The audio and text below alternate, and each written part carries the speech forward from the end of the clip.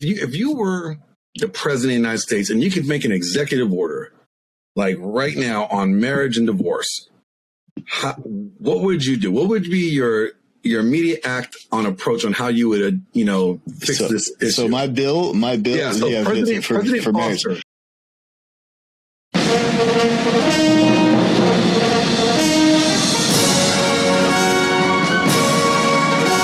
President Foster, 47. How are you going to fix the marriage and divorce problems? So I propose this in my bill. My bill would cover the following things. To get married in the United States of America, you would have to submit to a lie detector test. First and foremost, lie detector test. If you got through the lie detector test, the next step would be you would have to go and do, you guys all remember that show Naked and Afraid, where they would go out to like some remote area with no clothes and survive for like 2 or 3 weeks. You would have to do that with your future spouse and see if you can make it through that. Now, if you can make it to the end of that 3 weeks, then we'll talk about getting married.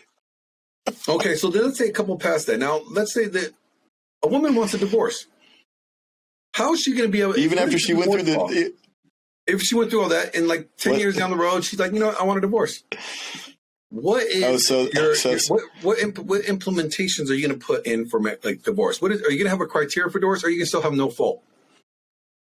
Well, she would have to have some criteria. I would say that there would have to be some sort of challenge there for her. I would think that she would have to really.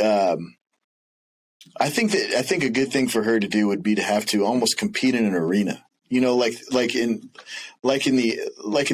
the Roman Colosseum almost. Like she would almost have to fight lions. Yeah. She would have to run like something. She would have to compete in a combative game to fight her way out of that divorce. It would be so difficult that, you risk death. Well, if I was president.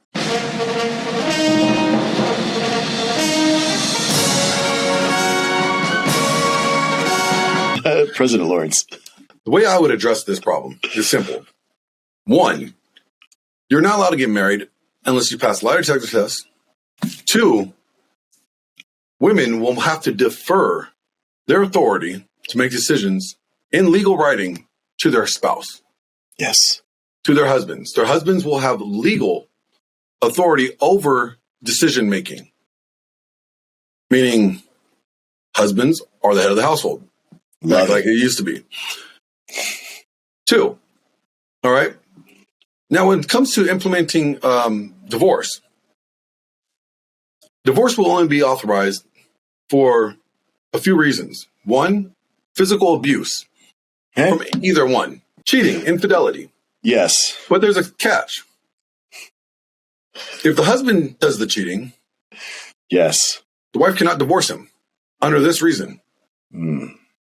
If the wife at any time decides that she doesn't want to facilitate the marital bed, as instructed in the Bible, in Corinthians 7, where it talks about you do not deny each other from one another. Pleasures, yeah.